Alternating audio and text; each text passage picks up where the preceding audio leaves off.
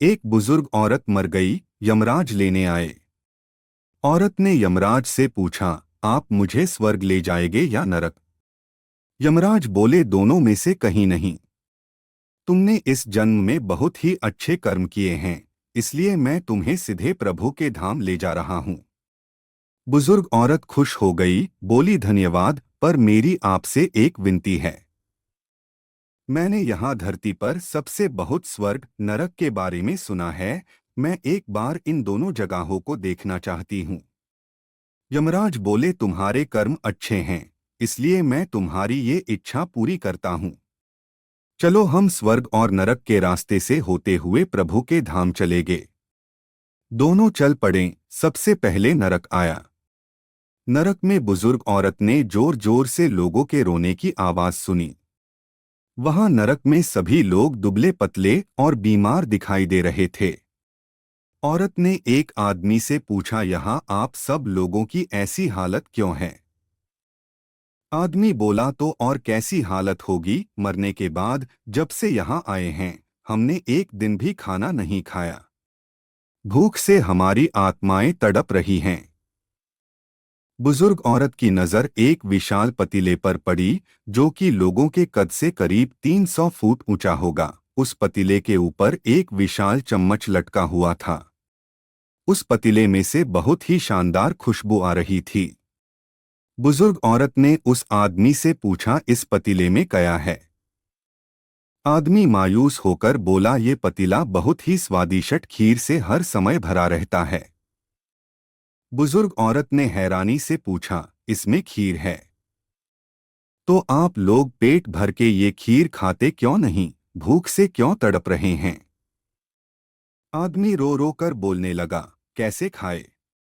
ये पतीला 300 फीट ऊंचा है, हम में से। बुजुर्ग औरत को उन पर तरस आ गया। सोचने लगी, बेचारे खीर का पतीला होते हुए भी भूख से बेहाल हैं।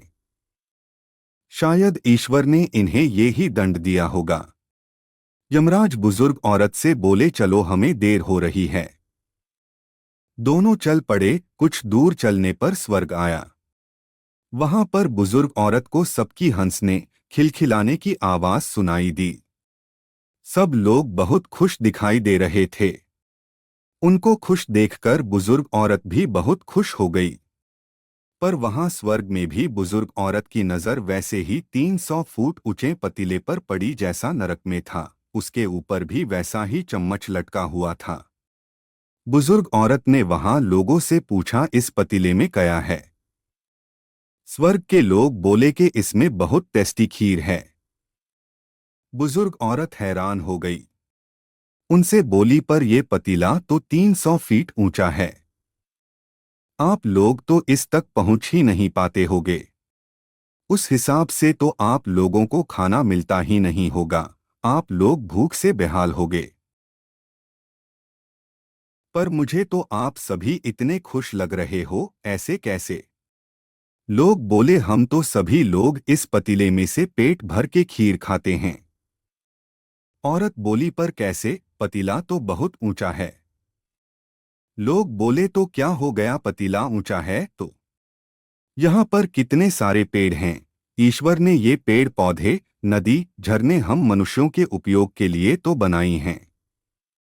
हमने इन पेड़ों की लकड़ी ली, उसको काटा, फिर लकड़ियों के टुकड़ों को जोड़ के विशाल सीढ़ी का निर्माण किया। उस लकड़ी की सीढ़ी के सहारे हम पतीले तक पहुंचते हैं और सब मिलकर खीर का आनंद लेते हैं। बुजुर्ग औरत यमराज की तरफ देखने लगी। यमराज मुस्कुराए, बोले, ईश्वर ने स्वर्ग और नरक मनुष्यों के हाथों में ही सौंप रखा है।